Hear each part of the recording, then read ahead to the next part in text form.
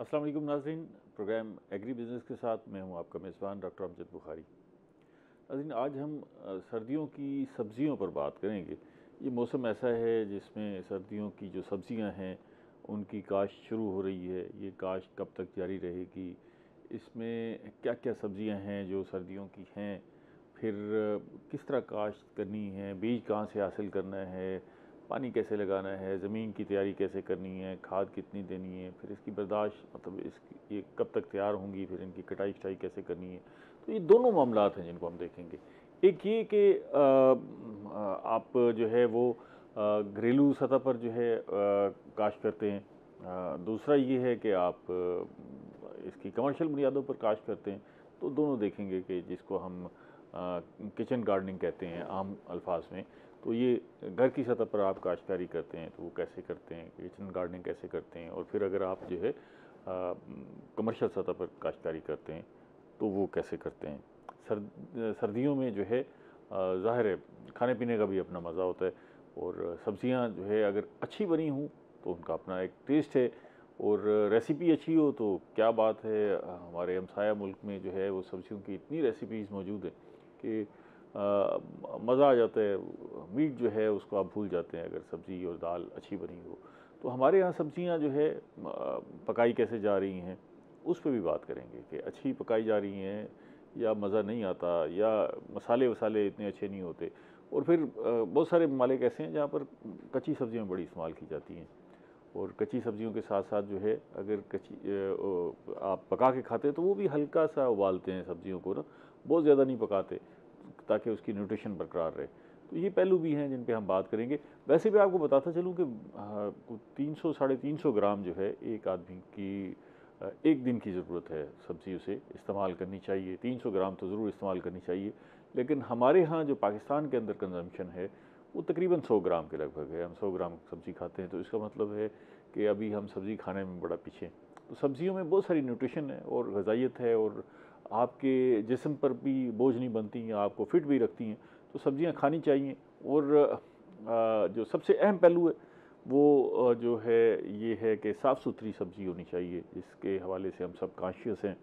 तो साफ़ सुथरी सब्ज़ी कहाँ से ली जाए, और भी कुछ टिप्स हैं जिन पर हम बात करेंगे, आपको बताएंगे कि अच्छी और साफ़ सुथरी सब्ज़ी कैसे लेनी है। और जो सब्ज़ियों का कारोबार करने वाले लोग हैं उनके लिए भी कुछ टिप्स देंगे, कि उन्हें भी बताएंगे कि जी आपने क्या करना है जिससे आप सब्ज़ियों को, इन्हीं सब्ज़ियों को बेहतर अंदाज से पेश कर सकते हैं। मैं इस मौजू पर बात करने से पहले आपको अपने मेहमानों का तारुफ़ करवा दूँ। मेरे साथ पहले मेहमान मौजूद हैं कमर नवाज़ अवान साहब, महकमा ज़राअत से वाबस्ता हैं। उनसे जानेंगे कि महकमा ज़राअत भी कोई कोशिश करता है कि सब्ज़ियों की काश्त के हवाले से काश्तकारों की रहनुमाई की जा सके। दूसरे मेहमान राना मोहम्मद ज़िया-उल-हक़ साहब, आप काश्तकार हैं, फार्मर हैं, प्रोग्रेसिव फार्मर हैं, और साथ साथ जो है सब्ज़ियाँ भी अच्छी मकदार में उगाते हैं और काफ़ी अरसे से इस शोबे से वाबस्ता हैं। बहुत शुक्रिया आप दोनों मेहमानों का। पहले तो ये बताइएगा कि आपको कौन सी सब्ज़ी पसंद है खाने में? मुझे तो मैं तो बेसिकली सैलेड बहुत पसंद करता हूँ, सैलेड, जिसके अंदर हमारे गाजर आ जाती है, ठीक है। मूली हम इस्तेमाल करते आजकल हैं। वैसे बड़ा रुझान भी आ गया है कि रेडी पर भी जो है वो लोग काट के सैलेड बना के बेच सैलेड रहे होते हैं। बेक हमारे जो दुकानदार हजरात सारा दिन बैठे रहते थे ना, तो वो दोपहर को बड़ा रज के खाते थे, फिर वो अक्सरियत जो है वो शुगर के ये मर्ज में मुबतला हो गई। तो अब वो रुझान आ रहा है कि दोपहर का जो है वो खाना उसको स्किप करके उसकी जगह पर सैलेड जिस खा लिया तरह जाए। से बीमारियां बढ़ रही हैं, उस तरह से कुछ रुझान भी आना हाँ हाँ शुरू हो हाँ, गया कि हम अपना जो खाने वाला अंदाज़ है उसको थोड़ा सा शिफ्ट करें, ठीक है। कि सारा घी और ऑयल अपने अंदर उंडेलने से बजाय हम कुछ हेल्दी खाएं, हाँ, ताकि थोड़ी सी अच्छा, हमारी एक तो सेहत भी सैलेड ठीक। आपको पसंद हो गया, लेकिन दूसरा आपने सोच के बताना है पकी हुई सब्जी कौन सी पसंद है। राणा साहब से भी पूछते हैं। राणा साहब, आप क्या पसंद करते हैं सब्जी? मैं सर शलगम को बहुत पसंद करता अच्छा, हूँ। हाँ शलजम एक तो ये ना शोरबे वाले, दूसरा ये कि भुजी बनी हुई। जी सर। क्या इसमें से ज़्यादा पसंद क्या है? मैं ज़्यादातर वो जो है ना सर, जो भुजी वाली वो बहुत पसंद भुजी करता हूँ। वाली क्या, अगर उसे उसमें देसी घी डला हुआ हो, सर क्या बात है। ठीक है, तो मज़ा दोबाला हो जाता है। वैसे तो और भी बहुत सारी चीज़ें हैं, जैसे शलजम के साथ साथ अगर हम अच्छी गोभी पकाते हैं जी जी तो क्या बात है, गोभी का मज़ा जो है वो अपना है। हमारे यहाँ भिंडियाँ बहुत अच्छी बनती हैं। इस खत्ते में भिंडियाँ बहुत क्लासिकल किस्म की बनाई जाती हैं। भिंडियों का बड़ा मज़ा है, अपना है उसके खाने का। आलू तो वैसे हर डिश में ही जो है वो इस्तेमाल होता है। और साथ साथ जो है बंद गोभी और फूल गोभी दोनों का अपना मज़ा है। और फिर ये सर्दियों की सब्जियों में पालक और मेथी भी शामिल है। मेथी का क्या बात है, उसका मज़ा अपना है और पालक का अपना मज़ा है। तो अब आपको याद आ गया होगा कि मैं नहीं मुझे देखें, एक चीज़ तो मुझे आपने जहाँ भिंडी का जिक्र किया ना, तो साथ मुझे याद आ गया कि सब्ज़ी गोश्त के साथ भी बहुत अच्छी बनती है। हाँ। कि भिंडी गोश्त अगर बनाया जाए या शिमला मिर्च और गोश्त अगर बनाया जाए तो हाँ, क्या क्या ज़बरदस्त बात है। किस्म की वो अच्छा, तैयार दोनों होती सूरतों में शोरबे वाली भी बहुत अच्छी बनती हैं ये जी। सब्जियाँ। और हमारे यहाँ तो ये रिवाज भी है। आजकल ज़रा मटन बड़ा महंगा हो गया है, वरना ये लोग ऐसा ही करते थे कि आधा पाव, एक पाव मटन में आप जायके सब्जी के डाल लिए। लेते थे जायके के लिए, और वो जो उसका शोरबा है वो बड़ा जायकेदार बन जाता था और बड़ा मज़ा आता था, और उसमें न्यूट्रिशन भी अच्छी है। न्यूट्रिशन अच्छी है। न्यूट्रिशन भी अच्छी है। तो आप, इसका मतलब ये है कि गोश्त वाली सब्जियाँ खाते हैं ज़्यादा। जी, हाँ जी। सब्जियाँ हैं कौन कौन सी सर्दियों की? सर्दियों में हमारे पास जी मटर लगता है, गाजर लगती है, मूली लगती है, धनिया लगता है, इसके अलावा हमारे पास मिर्च लगती है सब्ज़, टमाटर भी लगता है। ये सारी आलू सब्जियां- है, प्याज है, आलू प्याज पालक तो है, लग ही रहे हैं मेथी ना, है, वो तो गोभी बिल्कुल है, लग रहे बंद हैं। गोभी है, हाँ जी। फूल गोभी है। बाकी मैं आपको बताता हूँ, नाना साहब कुछ छोड़ा है आपने? नहीं आपने तो नहीं कुछ नहीं छोड़ा। सर बिल्कुल सारी बता आप क्या क्या उगाते हैं? सर मैं तो अभी तो हमारा जो स्टार्ट हुआ गाजर शुरू हुई है, क्योंकि समर का महीना है, हमारे मुल्तान की गर्मी है, थोड़ी टेम्परेचर थोड़ा सा हाई है, तो हमारा अभी शलगम, मूली और हमारा जो है साग ये शुरू हो गया सर, हमारा स्टार्ट हो गया काम। अच्छा, ये 2-3 महीने से लगाते हैं हम। क्या आप क्या सोच के लगाते हैं कि सब्जी लगानी है? मुनाफा किस में ज़्यादा है, वो सब्जी लगानी है, या आप अपनी फसलों की रोटेशन को देख के फैसला करते हैं? सर देखें ना, इस वक्त हालात जो है ना, वो आप भी जानते हैं, मैं भी जानता हूँ, पूरा पाकिस्तान जानता है, क्योंकि हालात कभी अप कभी डाउन सब्जियों में। लेकिन मैं तो ये एक पैगाम दूंगा कि सब्ज़ी हर घर में उगानी चाहिए, करनी चाहिए। किचन गार्डनिंग की तरफ किचन गार्डन की तरफ आनी चाहिए। 4 गमले रख लें, शक्कर का बैग रख लें, डिब्बों में आप मूली ताज़ा खाएं, धनिया ताज़ा हो, आपके पास शलगम होना चाहिए, सलाद होनी चाहिए। तो मैं समझता हूँ घर घर सब्ज़ी उगानी चाहिए सर, छतों के ऊपर, घर की सहन के ये ऊपर। जो राणा साहब पैगाम दे रहे हैं, ये पैगाम आपका महकमा तो ऑल टाइम देते रहता है, बहुत हमारा तो लेकिन ये लोग मेजर राग़िब नहीं होते। कुछ सोचा, वजह क्या बनती है? अब काफ़ी अच्छा ट्रेंड है इसके अंदर। मतलब मैं उसको आपको थोड़ा सा डाटा के हिसाब से बताना चाहूँगा कि आज से को 5 साल पहले हमारे पास सरमा की जो सब्जियों की ना हम वेजिटेबल किट्स देते हैं ठीक है, किचन गार्डनिंग के लिए, कि आप अपनी बीजों साफ़ की सुथरी किट है। सब्ज़ी, बीजों की किट, ठीक है, कि आप अपनी साफ़ सुथरी सब्ज़ी अपने घर में उगाएं और वो अपना खाएं। उस किट के अंदर 8 सब्जियां के बीज होते हैं और वो एक फैमिली से ज़्यादा फैमिलीज़ भी इस्तेमाल कर सकती हैं, इतनी सब्ज़ी लगती है। वो हमारा पैकेट्स हम तकरीबन 500 मुल्तान डिस्ट्रिक्ट में आते थे, तो वो मुश्किल होते थे ख़त्म करने के, रुझान नहीं था लोगों का किचन गार्डनिंग की तरफ। अच्छा, आज हमारे पास 4000 पैकेट्स आते हैं डिस्ट्रिक्ट मुल्तान में, और डिमांड इतनी है कि हम उसे मीट नहीं कर पाते। हमारे पास अपनी प्रोडक्शन ही इतनी लिमिटेड है कि हम 4000 पैकेट्स बनाते हैं। वो पैसों से देते हैं फ्री जी, ऑफ वो कॉस्ट? 100 रुपीज़ उसकी 100 मिनिमम रुपीज़, प्राइस होती है। इस साल बढ़ा के उसे 150 किया गया, वरना वो 100 रुपीज़ पे चलता रहा है पिछले चंद साल से। तो मतलब एक 150 रुपये में तो किलो अब सब्ज़ी 150 कर आती है, दिया। अब 150 कर दिया गया। लेकिन 150 रुपये में तो 1 किलो सब्ज़ी आती है, और आपको अगर पूरे सीज़न के लिए 8 सब्जियां मिल जाएं तो वो, हाँ, बहुत और कुछ साफ़ है। सुथरी, हाँ। साफ़ पानी की बनी हुई, साफ़ आपके माहौल में है, बिल्कुल ऑर्गेनिक किस्म की भी एक आप ब्रेक उसे ले जा लें सकते गौर हैं। साहब, फिर इस पर मज़ीद बात करते हैं। नाज़रीन हमारे साथ रहिएगा, सब्जियों में बात कर रहे हैं, एक छोटी सी ब्रेक के बाद मिलते हैं।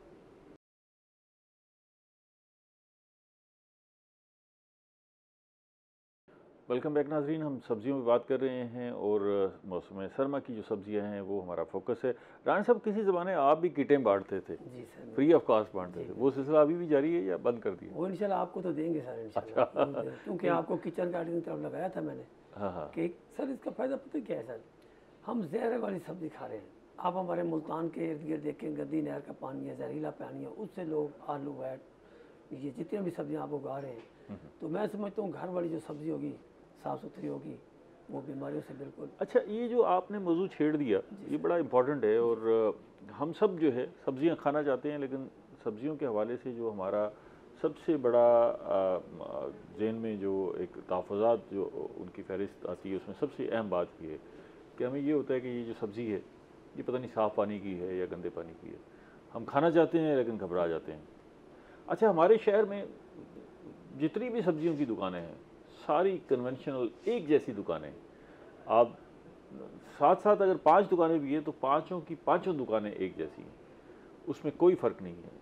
सब्जियां भी एक जैसी हैं, उनको लगाने का अंदाज़, उनको बेचने का अंदाज़ सब एक जैसा है। अगर आप हमारे जो सब्ज़ी बेचने वाले लोग हैं उनके लिए भी ख़ास तौर पर मशवरा है कि अगर आप सिर्फ ये बाइफर्केशन भी कर दें, आप एक बैनर लगा दें और आप साफ़ सुथरे पानी की सब्ज़ी ले आएँ और सिर्फ ये दावा करें कि मैं जो सब्ज़ी बेच रहा हूँ ये साफ़ पानी की सब्ज़ी है, अगर ये गंदे पानी की कोई सब्ज़ी साबित करेगा तो मैं उसको 5,000 रुपये इनाम दूंगा, जैसे वो किसी ज़माने स्क्रीन के हवाले से लिखा होगा। शरबत वाले करते हाँ, हैं। तो उससे ये होगा कि एक तो उसकी अपनी जो फ़रोख्त है वो बढ़ जाएगी, दूसरा ये है कि आपके पास ये चॉइस तो होगी ना कि आप जो है ये पानी साफ़ से पकी हुई सब्ज़ी आप लेके आ रहे हैं। अच्छा, जो दुकानदार कर रहे हैं उसने करना कुछ नहीं है, हमारे जो इलाके हैं वो तकसीम है जिसमें पता लग जाता है कि ये फ़लाँ इलाके से जो सब्ज़ी आ रही है वो गंदे पानी की होगी। तो मिसाल के तौर पर अगर सूरज म्यानी से सब्ज़ी आ रही है तो इम्कान यही है कि वो गंदे पानी से पकी हुई होगी, क्योंकि वहाँ पर सीवरेज का पानी दस्तियाब है। ठीक है, तो जिस इलाके में दुनियापुर से आ रही है तो शायद वहाँ सीवरेज का पानी दस्तियाब नहीं होगा, तो उधर से साफ़ पानी की आएगी। तो आपने साफ़ पानी वाले इलाके से सब्ज़ी लानी है और उसको सजा के बेचना है, तो उससे लोगों को जो है वो फ़ायदा हो जाएगा। वैसे राना साहब, ये हम गंदे पानी से सब्ज़ियाँ काश्त करते क्यों हैं? अच्छी फसल अच्छी होती है, उसमें ताकत होती है सर। मैं समझता हूँ ये हमारे मुल्तान की बड़ी लंबी बेल्ट है, 25-30 किलोमीटर जो भी नहर का एरिया है, और वहाँ पे सब्जियाँ बहुत ज़्यादा काश्त होती है, या वहाँ पे काश्त होती है या फिर दरियाई बेल्ट में होती है सब्जियाँ हमारी ज़्यादा अच्छा। काश्त। और मैं समझता हूँ हमारी जो सब्ज़ी मुजफ्फरगढ़ की बहुत अच्छी है, हमारी शुजाबाद की भी बहुत अच्छी सब्ज़ी है। ठीक है। और कई बार मैंने ये गवर्नमेंट को भी इसकी इतला दी है कि ये बहुत ज़्यादती है आवाम के साथ। तो ये जैसे आप कह रहे हैं कि काउंटर बनने होना चाहिए, इस पे लिखोगे ये बगैर गंदे पानी से अच्छी सब्ज़ी है, तो उसके लिए उसका फ़ायदा भी हो और आगाही करनी चाहिए, और गवर्नमेंट को इनके ऊपर पाबंदी भी लगानी चाहिए। ठीक है। और ये जहर है, मैं समझता हूँ ये जो सब्ज़ी खा रहे हैं ये जहर है। ये महकमा ज़राअत भी इस हवाले से कॉन्शियस होता है कि ये सब्ज़ी जो गंदे पानी से काश्त की जा रही है इसको रोका जाएगी सतह पर, किसी सतह पर? जी जी, सबसे पहले तो मैं आपको अप्रिशिएट करता हूँ कि आप आवाम को ना इस बारे में आगाही दे रहे हैं कि साफ़ सुथरी सब्ज़ी खानी है या गंदे पानी वाली खानी है। अच्छे और जो तरक्की याफ्ता ममालिक हैं वहाँ पे तो काउंटर होता है बाकायदा अलहदा कि ये ऑर्गेनिक वेजिटेबल्स हैं या ऑर्गेनिक फ्रूट्स हैं, ठीक है। और उनकी वैल्यू बहुत ज़्यादा होती है। ठीक है।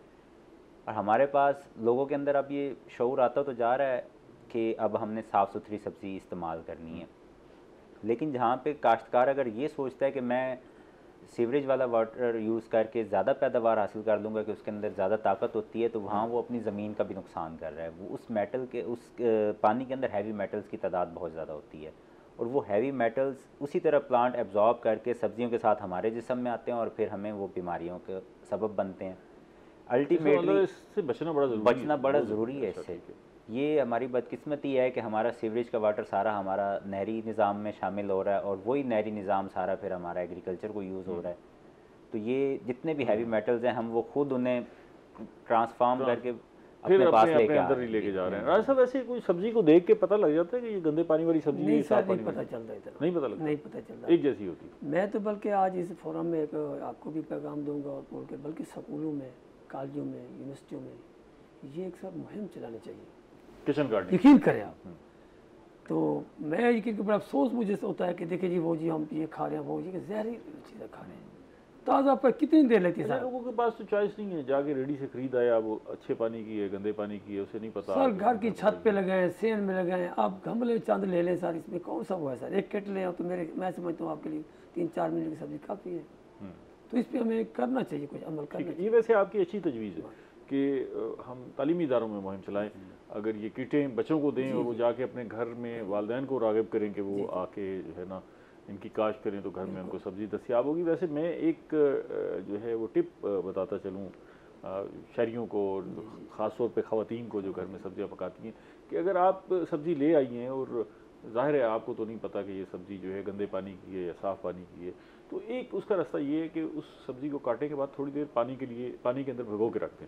तो अगर आप पानी में भिगो के रखेंगी तो कुछ ना कुछ जो उसमें टॉक्सिक एलिमेंट हैं, जो जहरीले मवाद है, तो ये इम्कान है कि शायद उसमें कुछ कमी आ जाए।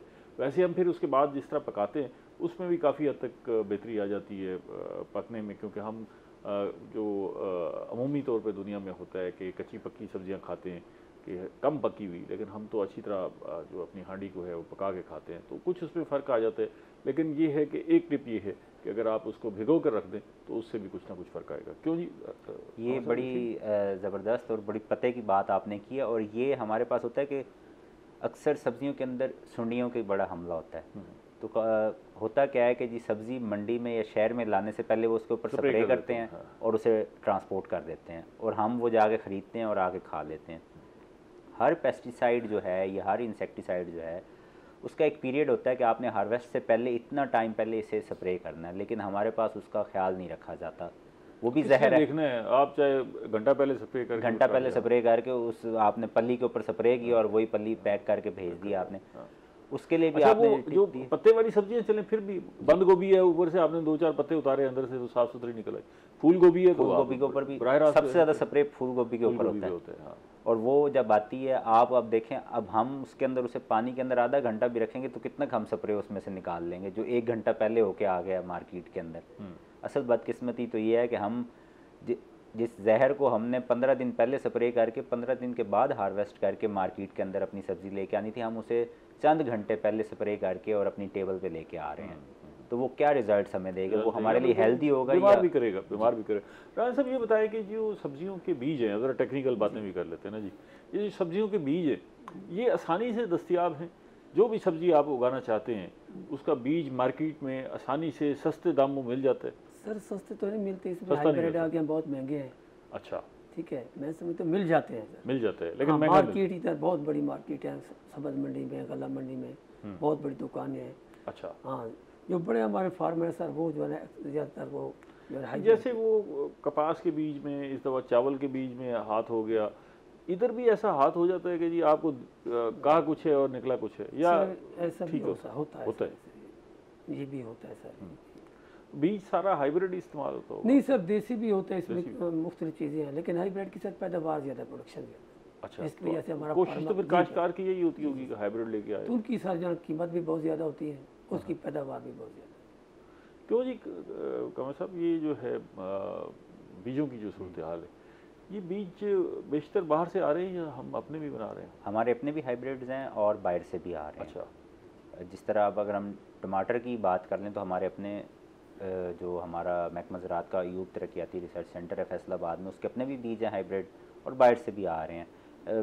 फार्मर्स के पास एक अच्छी वैरायटी अवेलेबल है कि वो सिलेक्शन कर सकता है कि मैंने कौन सी वैरायटी लगानी है। और जहाँ तक हम हाइब्रिड की बात कर रहे हैं ना, जितना कमर्शलाइजेशन का दौर आ गया, अब हम देसी बीजों के साथ कम्पीट नहीं कर सकते मार्केट के अंदर। हमें इतनी प्रोडक्शन चाहिए कि हम हाइब्रिड पे ही जाएं। ठीक है, तो अल्टीमेटली फार्मर हाइब्रिड पे शिफ्ट हो चुका है। अच्छा, वैसे ये हाइब्रिड और देसी बीज में फ़र्क क्या होता है साइंसी, अगर टेक्निकल बात की जाए? देखिए, हाइब्रिड का जो आगे ऐसे समझ लें कि जो नेक्स्ट जनरेशन आएगी, जो नेक्स्ट बीज आएगा, वो बीज अपनी उस तरह की प्रोडक्शन नहीं दे सकता जो कन्वेंशनल के अंदर होता है। इसके अंदर प्रोडक्शन की जाती है, मतलब आप ऐसे समझ लें कि हमने आप जरा इसको सोच के ना मुझे आसान लफ्ज़ों में बताएं। इतनी देर में हम ब्रेक ले लेते हैं। नाज़रीन हमारे साथ रहिएगा, एक ब्रेक के बाद मिलते हैं।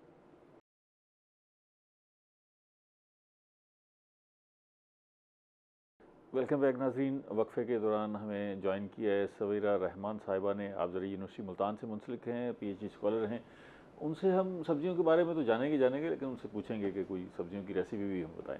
वो ख़ुद क्या अच्छा पकाती हैं और किस सब्ज़ी को अच्छा पकाती हैं, और उसकी जो तरकीब है वो आपसे शेयर करें ताकि जो अच्छे पकाने का अमल है वो आप तक भी पहुँचे।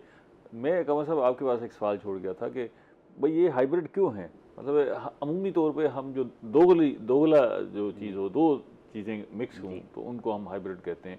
तो ये बीजों में हाइब्रिड की क्या ख़ुसूसियत होती है?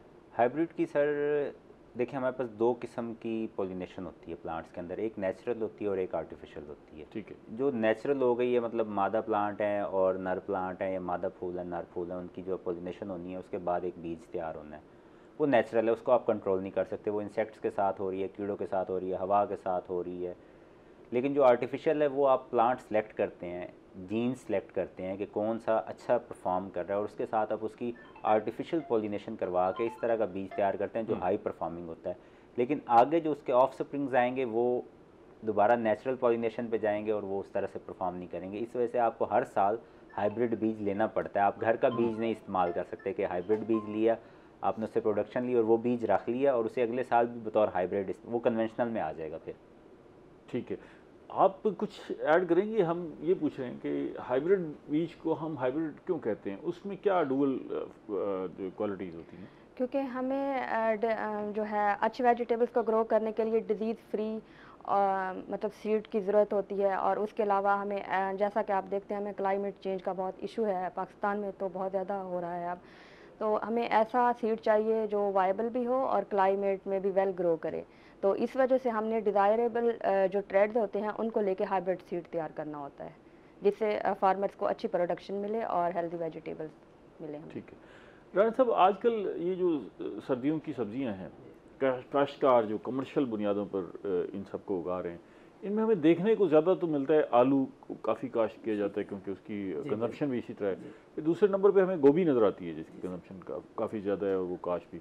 फिर प्याज है, प्याज भी जो है ज़ाहिर बहुत काश्त होता है। आप तो काश्तकार किस किस सब्ज़ी की ज़्यादा वायबिलिटी समझते हैं, या कुछ पता नहीं होता, अलग है वाले जो भी नहीं, रिजल्ट ज़्यादातर तो वक्कल पे लगाते हैं, लेकिन कुछ सब्जियाँ जैसे प्याज हो गया, ठीक है, या आलू हो गया, ये सब्जियों पे ज़्यादा फायदा होता है सर। इन पे ज़्यादा प्रोडक्शन भी ज़्यादा है, पैदावार भी बहुत ज़्यादा है। काश्तकार की अपनी वैसे ख्वाहिश क्या होती है, दिल की ख्वाहिश क्या होती है, क्या उगाया जाए? उसको रेट का, उसको तो सर रेट का इशू है। रेट का issue गाजर भी लगाता है वो, ये नहीं भी सारी सब्जियाँ लगाते हैं, लेकिन जो सादा वो है आलू है, इसका दौरानिया भी कोई कम। फार्मूला नहीं है जिससे पता लग सके कि भाई नहीं सर, ये इसमें कुछ भी नहीं है सर। मार्केट कब की क्या हो सकती है? आपने प्याज लगाया 300 रुपए किलो बिकता है या 3 रुपए किलो बिकता है, कोई पता नहीं। आलू को देख लें, बैंगन को देख लें, भिंडी, कोई पता भी नहीं है कि वैसे किसी सब आपका रोना अपनी जगह पर, लेकिन कंज्यूमर का रोना ये है कि वो जो सब्ज़ी खरीदने जाता है कोई भी सस्ती नहीं मिलती, बल्कि वो तो बेहद परेशान है कि ये सब्जियां आम आदमी के बस में थी, इस्तात में थी, अब उससे बाहर निकल गई।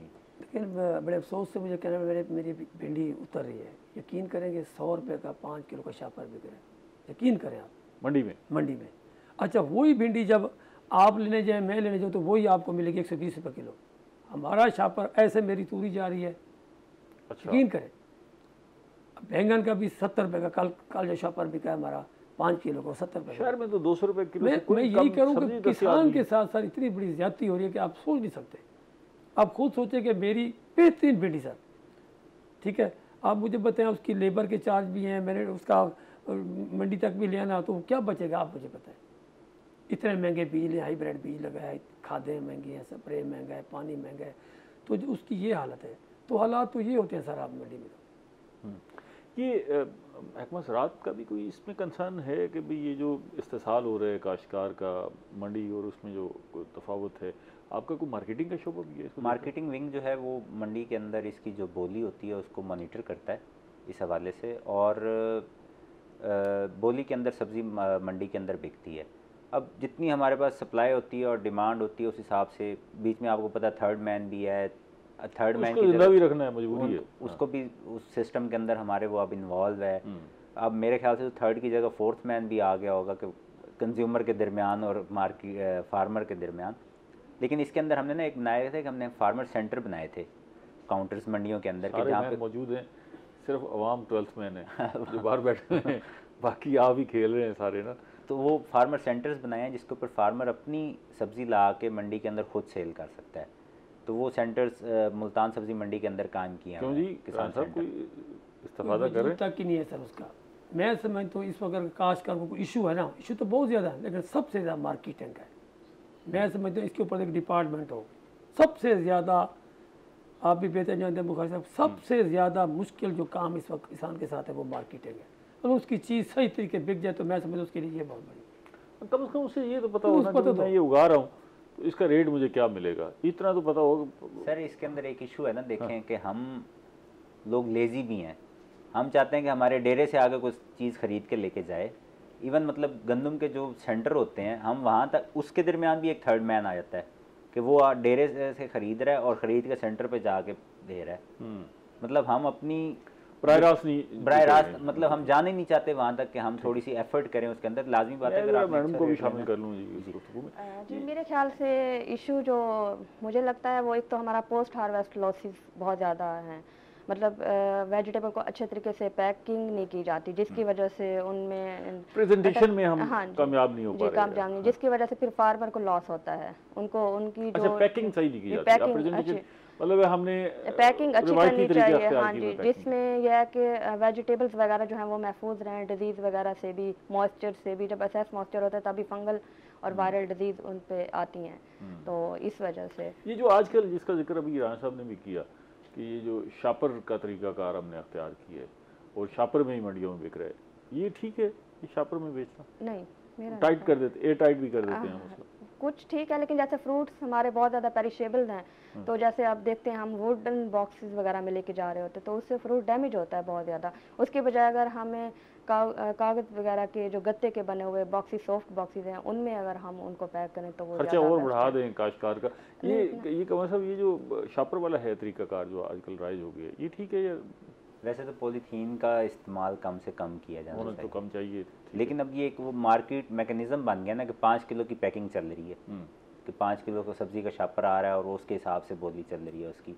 अब वो बेसिकली तो उसकी एक साइज़ बनाया गया कि वॉल्यूम होगा इस शापर का, इसके अंदर इतनी सब्ज़ी आ जाएगी और इस हिसाब से इसका रेट तय किया वॉल्यूम के एतबार से। किसी ने मशवरा दिया था आपको ये काश्तकारों को भी 5-5 किलो की शापर बनाए, या आपकी इजाज़त है? मैं आपकी बात वो कर रहा हूँ सर। बात ये है कि मैडम ने भी ठीक कहा है।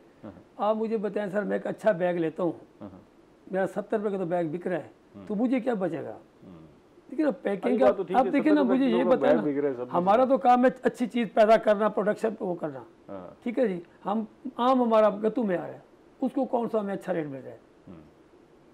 सर यहाँ आपको पता है पाकिस्तान है, आपको पता है इशू तो बहुत ज़्यादा है, मिडल मैन बैठा हुआ है। चलें अब ज़रा थोड़ा सा टेक्निकल चीज़ों पर डिस्कस कर लेते हैं कि ज़मीन की तैयारी के हवाले से आप ज़रा गाइड कीजिएगा। सारी सब्जियों की काश्त के लिए ज़मीन की तैयारी तकरीबन यकसा है या इसमें कोई फ़र्क है?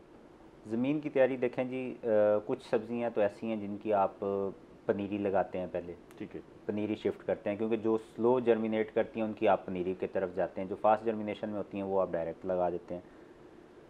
पनीरी के अलावा जो इसके अंदर ना आप जो गोबर की गली सड़ी खाद होती है उसका बड़ा अहम किरदार है। वो आप अपनी ज़मीन में 3-4 महीने पहले डालकर और उसके बाद उसे अच्छी तरह से मिक्स करके जब बारिश आए तो एक दफ़ा उसके अंदर दोबारा हल चला दें ताकि वो अच्छी तरह से ज़मीन के अंदर मिक्स हो जाए और गल सड़ जाए।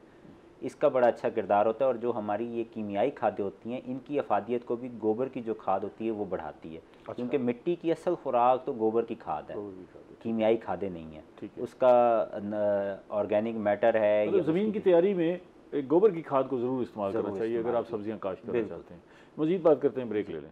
नाज़रीन हमारे साथ रहिएगा, एक ब्रेक के बाद मिलते हैं।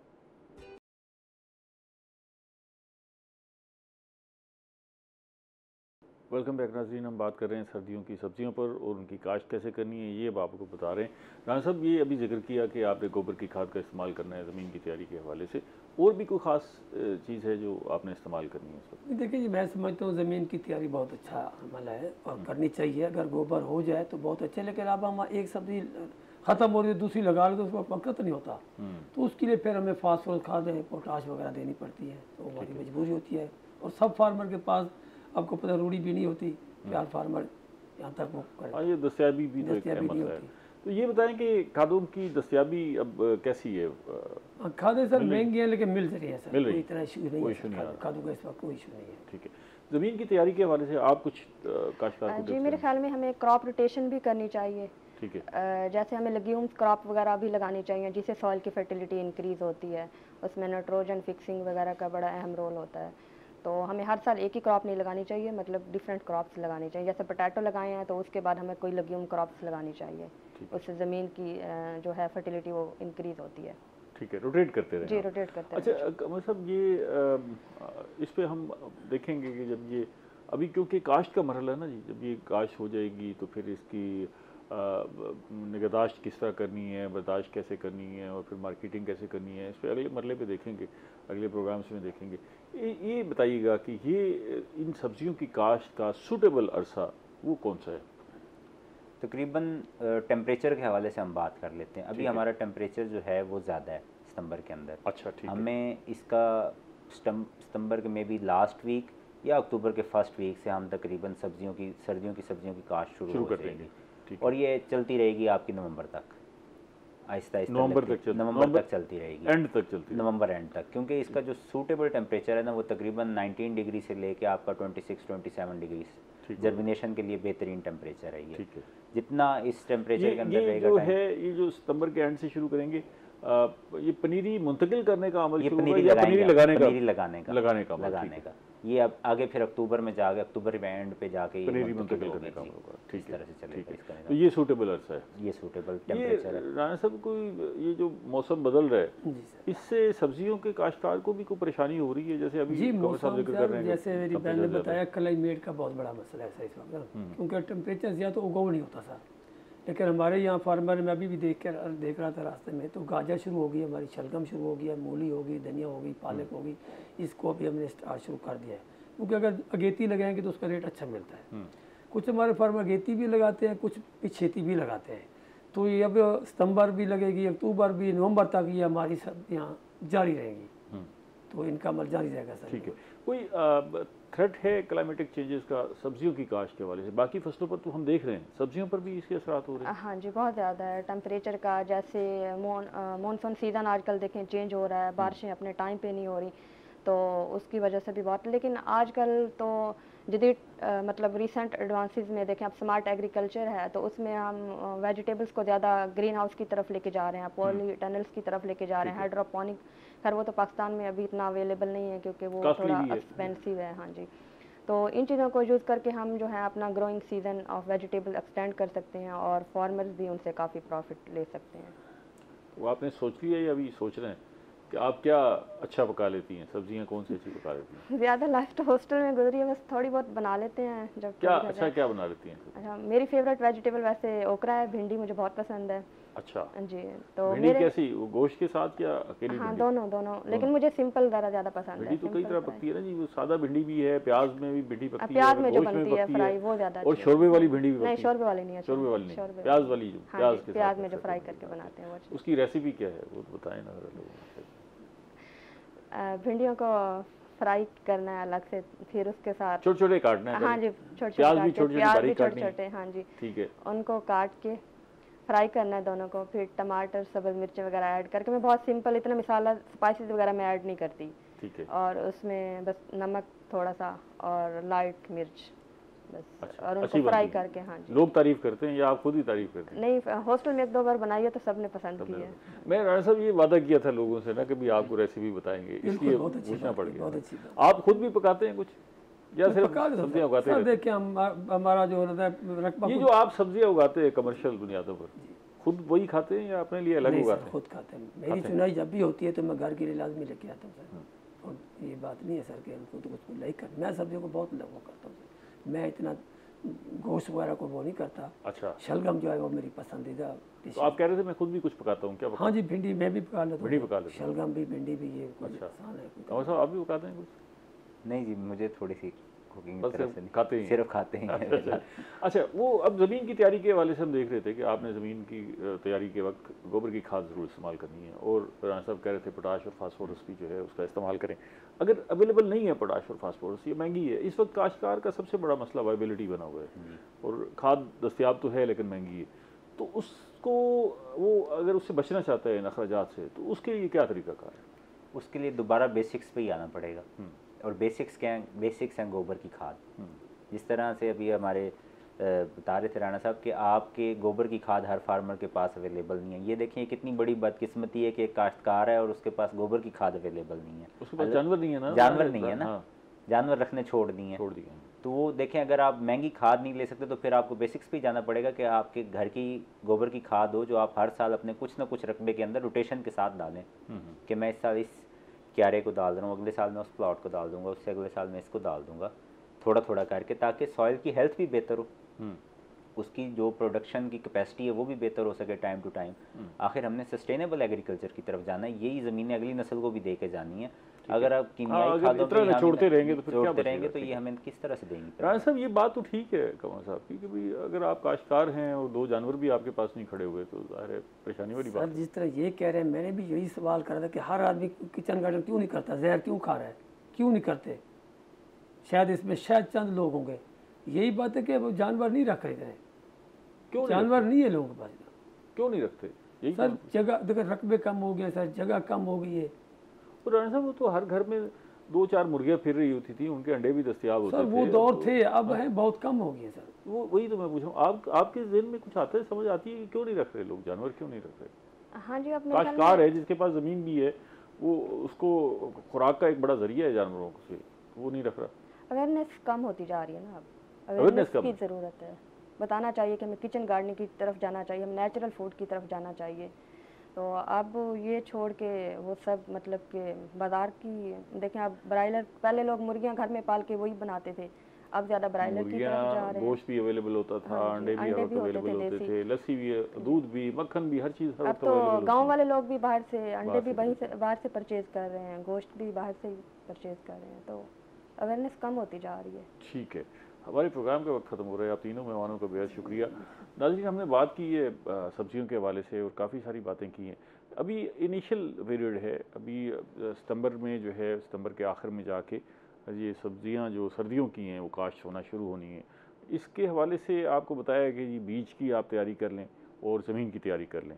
अगला मरहला होगा काश्त कैसे करनी है। आपने पहले, ज़ाहिर है, इन बीजों को लगाया जाता है, इनसे पनीरी हासिल की जाती है। पनीरी से मुराद ये है आम आदमी के समझने के लिए कि छोटे छोटे पौधे उगाते हैं, फिर उन पौधों को मुंतकिल किया जाता है, वो फिर पौधे जो है वो जो है आपको सब्ज़ी फराहम करते हैं। तो ये आगे पनीरी लगाने का मौसम आ रहा है, तो अभी आपने क्या तैयारी करनी है। एक तो ज़मीन के हवाले से, आप ज़मीन जो है जितनी जल्दी आपको दस्तियाब होगी उतनी अच्छी ज़मीन तैयार हो जाएगी। उसकी तैयारी के हवाले से आपने गोबर की खाद की अवेलेबिलिटी यकीनी बनानी है, वो उसमें शामिल करनी है, ज़मीन को हवार करना है और इस काबिल बनाना है कि वहाँ पर सब्जियाँ काश्त हो सकें। बीज की दस्तियाबी यकीनी बनानी है और फिर पनीरी काश्त करके पनीरी को मुंतकिल करना है सब्जियों को उगाने के लिए। तो अभी हम इस पे बात करना चाहते थे कि किचन गार्डनिंग जो है उसके हवाले से क्या करना है, लेकिन प्रोग्राम महदूद है, तो फिर किचन गार्डनिंग पर एक स्पेशल प्रोग्राम कर लेंगे और उसमें आपको आगाह करेंगे कि अगर ये सारी सब्जियां आप घर में लगाना चाहते हैं तो आपके लिए क्या क्या कुछ दस्तियाब होना चाहिए। अगले प्रोग्राम तक इजाज़त दीजिए। अल्लाह ने के बाद।